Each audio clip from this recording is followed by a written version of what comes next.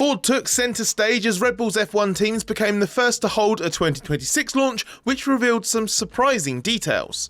We never expected Red Bull to show off a real car at this event, and what we were all looking at in Detroit was just a standard show car based on the generic interpretation of the new 2026 rules. But there were twists. The studio imagery published by Red Bull Racing and sister team Racing Bulls clearly showed several details different to anything we've seen so far about the new cars. So were we given big clues for these teams' actual 2026 designs, given they never teased this as a car launch and haven't called it by the 2026 car names in any of their launch material? Not quite, but so much about what we've seen is genuinely different to the F1 show car built by Memento, which is what Red Bull had on site at its launch. The studio imagery is something different. This car represents Red Bull's own visualization of the rules while stopping short of being a definite hint at the final RB22. Maybe it's been done to produce its own more realistic show car further down the line, as all teams do this eventually and Memento does take individual customised commissions. Maybe Red Bull's just doing us all a solid and giving us a clearer take of what could be to come. Whatever the reason, Red Bull has essentially created its own 2026 mock-up, and that makes it the most relevant interpretation of the 2026 rules yet. The differences are plentiful.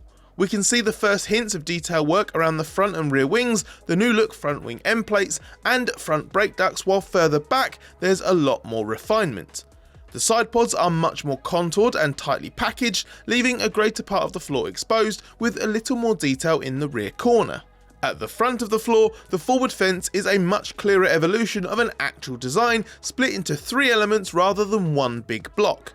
It actually looks like a light version of the super complex barge boards that used to occupy the space around the front of the side pod and floor before the 2022 rules eliminated them. If there's anything here that does tempt us into predicting an RB22 design cue, it's the cockpit position and the suspension layout. The cockpit is further back than the F1 model, which is what you'd want in terms of optimising the car's physics, and the front suspension is pushrod compared to pull rod on the F1 model, which seems like an odd detail to go to the effort of changing. That's unless, of course, Red Bull's just trying to throw us off, but Racing Bulls seems to be showing the same thing, while other parts of the sister team's car look different. Beyond front wing and floor detail differences, Racing Bulls has given us a first clearer look at actuators for the movable front wing, sited on the main plane and connected to a single wing element above. Among the other standouts were its own forward floor fence design and a supporting stay to go with it, plus different side pod and engine cover bodywork shapes. Again, these aren't the real cars, so it would be futile to spend much time pondering the cooling arrangements this could be hinting at, given they are running the same engine. But if nothing else, it's a useful reminder of where we could be looking to see points of differentiation within the new rules. Red Bull and Racing Bulls had their livery reveals wrapped up in Ford Racing's 2026 launch event in Detroit, which was quite the extravaganza. Red Bull held up its end of the bargain too, with a plane tearing the sheet off the car to reveal the livery to those watching at Michigan Central Station and on various live streams online. And in another genuine surprise, the Red Bull livery is quite strikingly different, from a tweaked colour scheme to the underlying design and the return to the classic Red Bull logo with a white outline on the front wing and engine bodywork. The Red Bull Racing revamp is very significant given the 2025 departures of Christian Horner and Helmut Marko, almost a final act of the new broom sweeping through Red Bull's F1 operation after so many changes of late. This is a new look for a new era, even if it's slightly back to the future by reviving Red Bull styling that hasn't been used in F1 in 10 years, and the older gloss finish instead of the matte that became so familiar with this team in recent seasons. Red Bull itself readily admits this harks back to a more classic Red Bull Racing presence, while Racing Bulls has more of a minor evolution from its 2025 rebranding. But there's something obviously new about all this too. This year, with former engine partner Honda gone and Red Bull building its own engine for the first time, Ford has properly entered the picture, and this launch showed how seriously it wants its presence to be taken. As well as F1 taking pride of place at the event, the livery showed us how much Ford's being incorporated into the design, which we'd call fairly significant but certainly subtle. The new style and use of colours is Ford Racing-esque, while the Ford logo features discreetly on the back of the engine cover and the nose. It's the first time the blue oval has been on an F1 car since 2004, when Ford sold both the Jaguar F1 team and its Cosworth engine division. The logo was added to the Red Bull powertrain sign at its Milton Keynes factory quite some time ago, and weaving the F1 team into Ford's Grand 2026 curtain raiser was a big display of how close this all is. But it still only plays to the commercial and marketing side, whereas Ford's quite desperate to send a different message. Want your F1 paddock pass for 2026? Be the first to know the inside track on F1's biggest shakeup in decades by joining the Race Members Club. It's the perfect time to check out a 7-day free trial of the Race Members Club and see the true picture of what's happening in F1. Come behind the scenes with us for exclusive updates, expert analysis, and bonus podcasts just for you. Just head to the Members Club via the link below to claim your 7-day free trial. One claim we've heard is that Ford's paying tens of millions to have its logo on everything and provide Red Bull powertrains fairly limited support. Ford insists it is contributing to a real technical partnership in a substantial way. That was made very clear by how badly Ford executives have taken a remark from US rival General Motors. GM co-owns the new for 2026 Cadillac F1 team, and last year, key Cadillac figure Dan Tauris said Ford's Red Bull alliance was a marketing deal with very minimal input, while GM is deeply embedded from an engineering standpoint and involved from day one.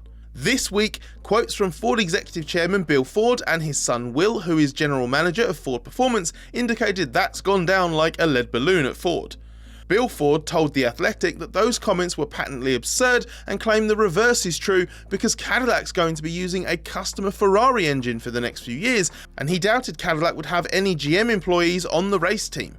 Meanwhile, Will Ford claimed nothing could be further from the truth in terms of our partnership with Red Bull being a marketing effort, and that we made a very deliberate decision to form Red Bull Ford Powertrains as a true technical partnership. Well, let's just make sure reality isn't getting twisted up a bit here.